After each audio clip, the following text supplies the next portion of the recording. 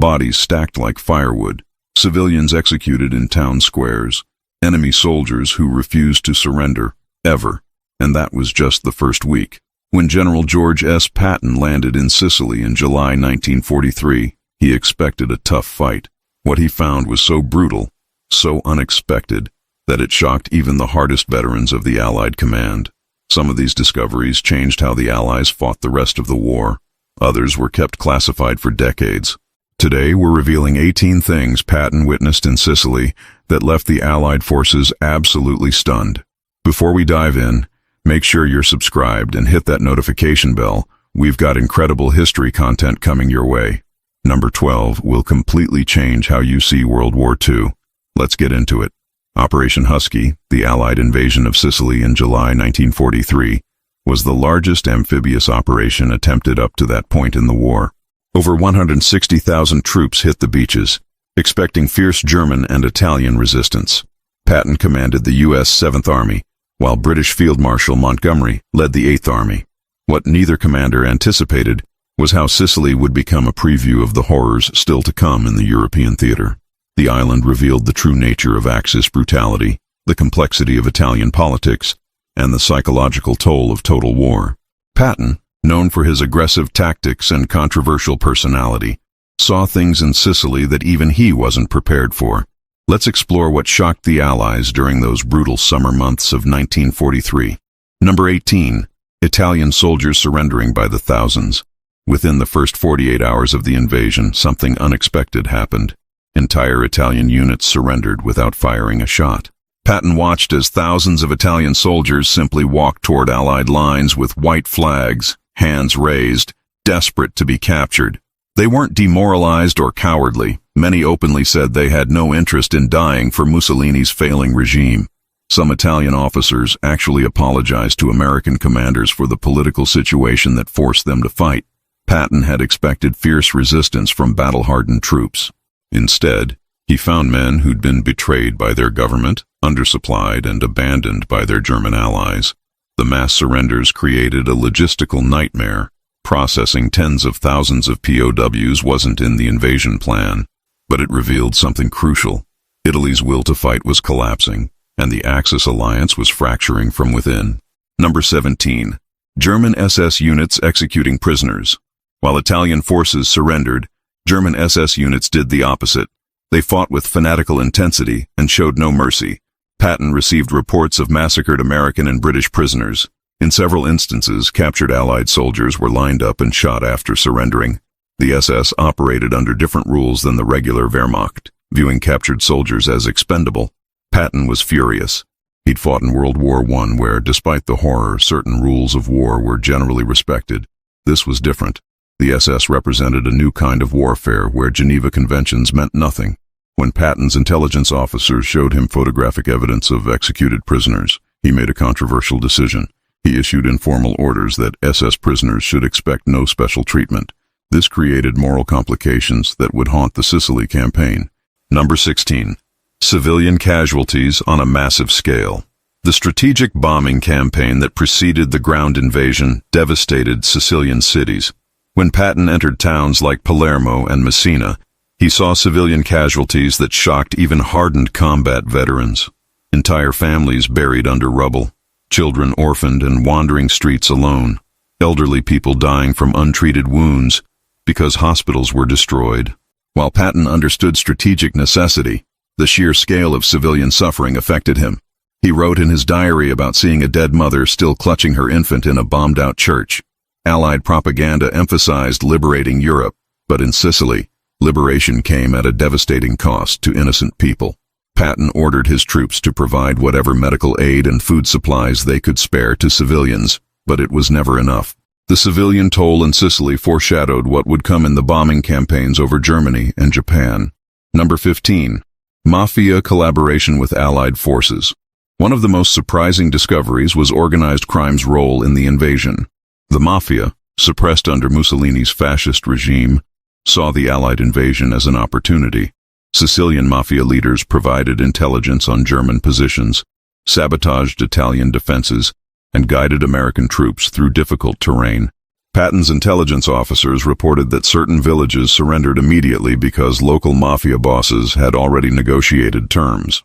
Some historians claim the U.S. military made deals with mafia figures, promising post-war political influence in exchange for wartime cooperation. Patton found this arrangement distasteful but pragmatic. If criminals could save American lives by providing actionable intelligence, he'd use them. The collaboration had long-term consequences. After the war, many of these same mafia figures gained legitimate political power in Sicily, partially because of their wartime patriotism. It was a deal with the devil that achieved short-term military success, but created decades of organized crime problems. Number 14. Ancient ruins used as military fortifications. Sicily's thousands of years of history meant ruins everywhere. Greek temples, Roman amphitheaters, medieval castles. What shocked Patton was seeing these irreplaceable historical sites turned into military fortifications. German forces positioned artillery inside ancient Greek temples. Machine gun nests were built into Roman forums. Medieval castles became command posts.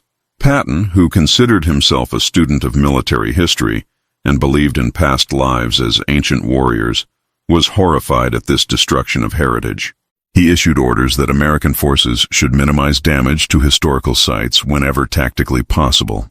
But in combat, preservation wasn't always feasible. Artillery shells destroyed structures that had survived 2 millennia. Tank battles scarred ancient ruins. Patton personally visited several damaged sites and reportedly became emotional seeing Roman-era structures reduced to rubble. It reinforced for him that this war was destroying not just the present, but erasing the past. Number 13. Brutal heat and disease. Sicily in July and August is brutally hot. Temperatures regularly exceeded 100 degrees. Patton watched as more soldiers were incapacitated by heat stroke, dehydration, and disease than by enemy action. Malaria was rampant. Dysentery swept through units. Men collapsed during marches, and medical facilities were overwhelmed. The heat made wearing full combat gear nearly unbearable. Patton himself struggled with the conditions despite his reputation for toughness. What shocked him was how unprepared the army was for these environmental challenges. North Africa had taught some lessons, but Sicily's combination of heat, mountainous terrain, and disease-carrying mosquitoes created unique problems. Patton ordered mandatory water consumption schedules and rest periods, but soldiers still suffered. He later advocated for better environmental training and medical preparation for troops deploying to hot climates. The Sicily Campaign proved that sometimes nature was a more formidable enemy than the Germans. Number 12. The Biscari Massacre. This is the darkest entry on our list. At Biscari Airfield, American troops under Patton's command committed one of the war's most shameful atrocities.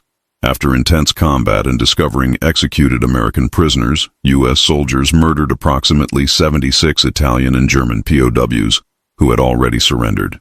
2 separate incidents occurred, one where a captain ordered prisoners shot, another where a sergeant executed POWs individually. When Patton learned of the massacres, he faced an impossible situation. Courts-martial were held, and one soldier was convicted. But Patton's earlier rhetoric about showing no mercy to SS troops may have contributed to the atmosphere that enabled these war crimes. Patton privately expressed regret but also tried to mitigate punishment for the accused soldiers, arguing combat stress as a factor. The Biscari massacre revealed how brutality begets brutality. It showed that even American forces fighting for liberation could commit atrocities when pushed to psychological breaking points. This incident was suppressed for years, but it remains one of the most disturbing chapters of the Sicily Campaign. Number 11. German tactical brilliance in retreat. While Germans were ultimately defeated in Sicily, Patton developed grudging respect for their tactical excellence during the retreat. German forces executed a masterful fighting withdrawal, delaying Allied advance while evacuating over 100,000 troops and equipment to mainland Italy. They destroyed bridges, mined roads, and established defensive positions that maximized Allied casualties. Every mile gained cost, American and British lives. Patton realized he was fighting an enemy that, despite being strategically defeated, remained tactically superior in defensive operations. German units would hold a position just long enough to inflict maximum damage, then withdraw before being surrounded. Their discipline and training were exceptional. Patton studied these tactics and incorporated lessons into his own planning. He told his staff that if American units could fight with that level of professionalism in retreat, they'd be unstoppable in advance. The German evacuation from Sicily was a defeat, but it was executed so skillfully that it actually boosted Patton's respect for his adversary.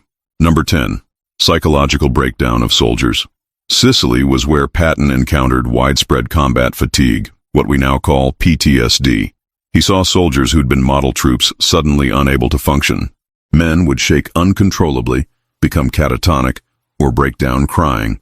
Patton, shaped by World War I attitudes about courage and masculinity, initially viewed this as weakness. This led to the infamous slapping incidents where Patton physically assaulted soldiers suffering from combat fatigue in field hospitals.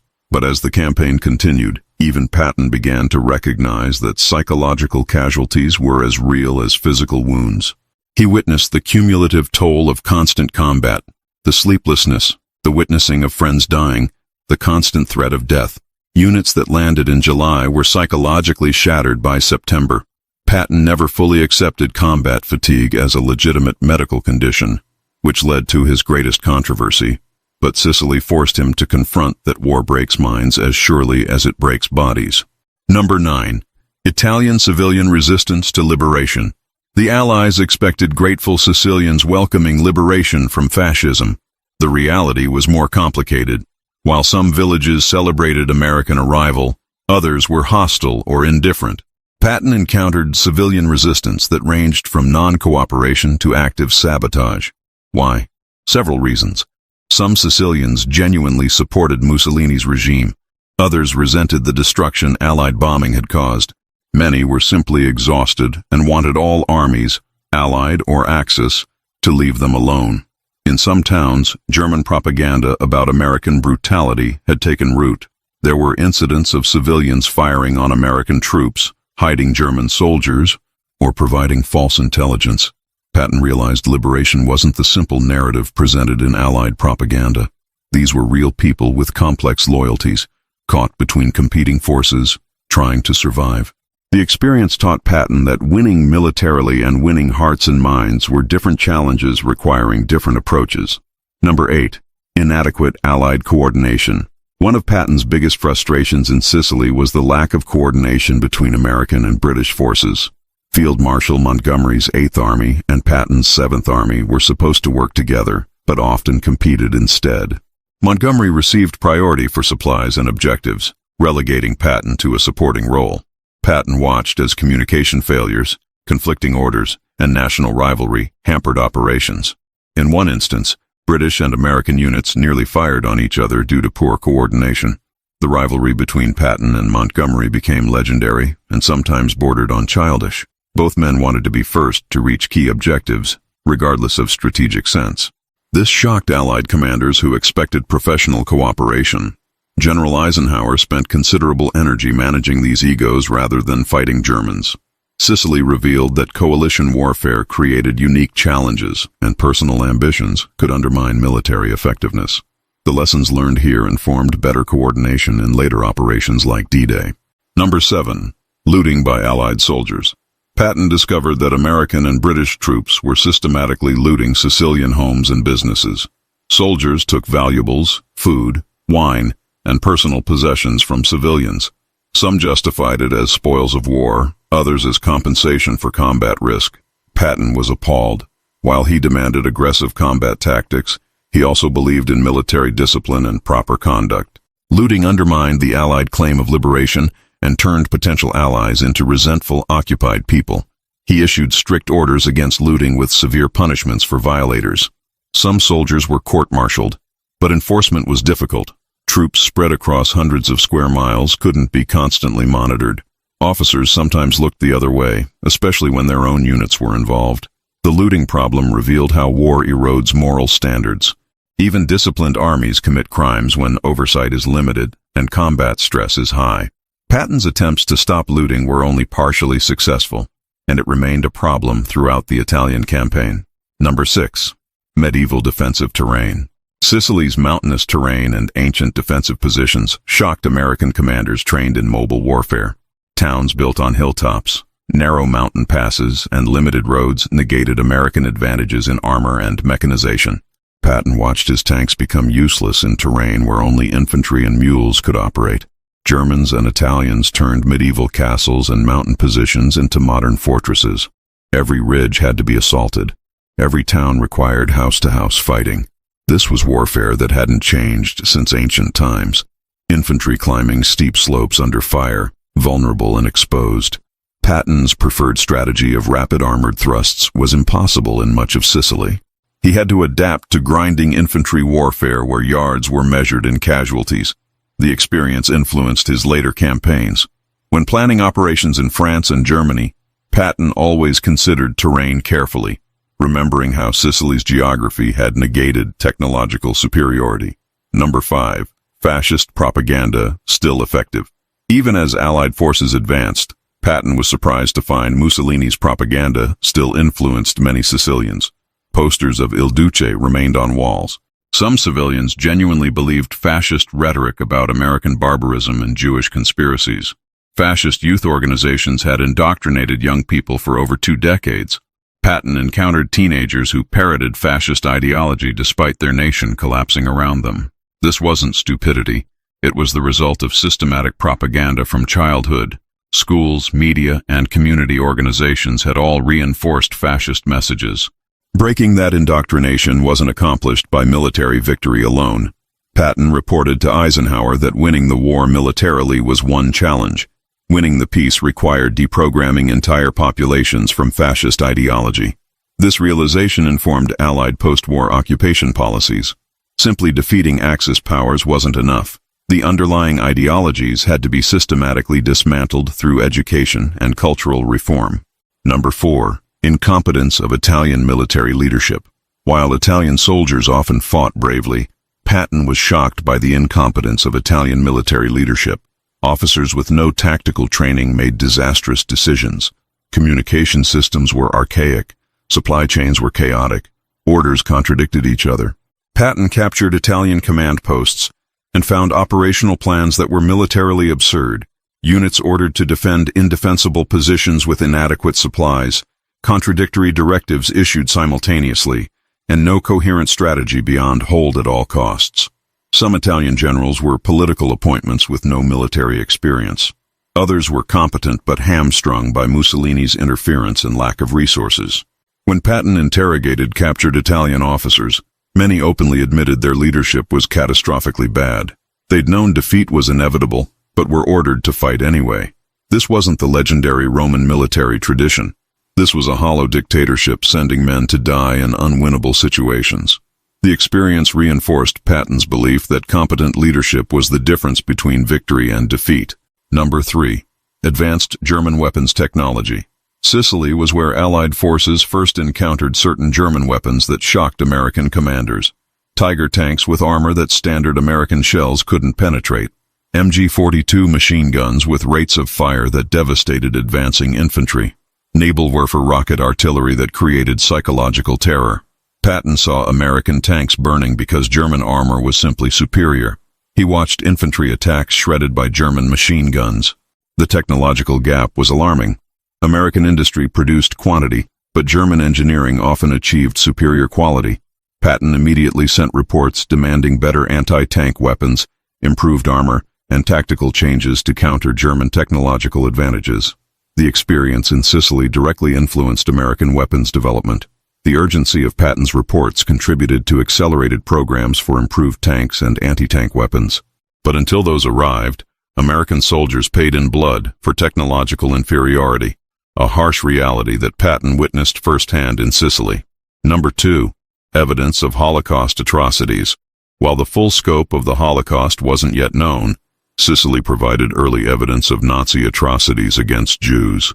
Patton's troops liberated labor camps where Jewish prisoners had been worked to death. They found records of deportations to concentration camps. Sicilian Jews described systematic persecution, property confiscation, and disappearances. Patton, who held some anti-Semitic views common to his era and social class, was nonetheless shocked by the evidence of systematic murder. This wasn't combat casualties or collateral damage. This was deliberate genocide. Intelligence officers compiled reports of Nazi racial policies that went far beyond anything previously understood. Patton forwarded these reports up the chain of command, where they contributed to growing awareness of Nazi atrocities. The evidence found in Sicily was a preview of horrors that would be fully revealed when Allied forces entered Germany. It hardened Allied resolve and reinforced that this war was about more than territory. It was about defeating evil. Number 1. Children soldiers. The most disturbing thing Patton encountered in Sicily was children fighting in combat. Italian fascist youth organizations had militarized teenagers, and some boys as young as 13 were found in defensive positions with weapons. Hitler Youth members attached to German units also fought. Patton watched his soldiers struggle with the moral horror of engaging child soldiers. These weren't civilians. They were armed combatants firing weapons, but they were also children, indoctrinated and exploited by fascist regimes. American troops reported the psychological trauma of shooting teenagers and discovering dead children in uniform. Patton himself saw a captured boy, no older than 14, still defiant and spouting fascist rhetoric. It crystallized the evil of the regimes America was fighting, systems that would sacrifice children for ideology. Patton ordered that child soldiers be captured rather than killed whenever possible. But in combat, that distinction wasn't always feasible. The experience haunted many veterans long after the war ended. Sicily was supposed to be the Allies' first step into Fortress Europe, a stepping stone to invading Italy and eventually France. What General Patton and the Allied forces discovered there went far beyond tactical challenges. They encountered the full complexity of total war, mass surrenders and fanatical resistance, civilian suffering and criminal collaboration, technological surprises and ancient obstacles. The 18 things we covered today reveal that Sicily was a crucible that tested not just military capability, but moral endurance. Patton himself was changed by the Sicily Campaign. His greatest controversies emerged there, but so did important lessons about coalition warfare, psychological casualties, and the nature of the enemy. The Allied forces learned hard truths in Sicily that prepared them for the brutal campaigns still ahead in Italy, France, and Germany. The invasion succeeded, but the cost, measured in lives, in moral compromises, and in shattered illusions, was far higher than anyone expected. If you found these shocking discoveries from the Sicily Campaign as fascinating as we did,